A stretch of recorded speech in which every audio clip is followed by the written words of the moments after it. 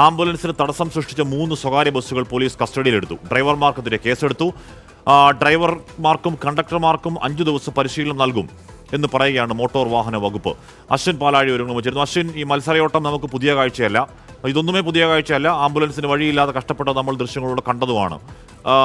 5 ദിവസത്തെ പരിശീലനത്തിൽ ഒതുക്കി വിടുവോ അശ്വിൻ?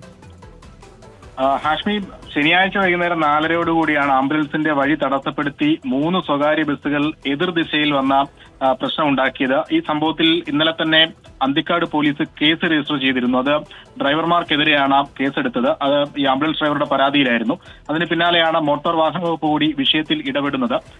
ഈ ഡ്രൈവർമാർക്കെതിരെ നടപടി സ്വീകരിക്കാനുള്ള ശുപാർശ മോട്ടോർ വാഹന വകുപ്പിന് നൽകിയിട്ടുണ്ട്. ഒപ്പം ഈ 3 ബസ്സുകളും പോലീസ് കസ്റ്റഡിയിലെടുത്തു. നിയമലംഘനം പ്രഥമദൃഷ്ട്യാ തെളിഞ്ഞതിന്റെ അടിസ്ഥാനത്തിലാണ് ഈ കസ്റ്റഡി എന്നുള്ളതാണ് പോലീസ് പറയുന്നത്.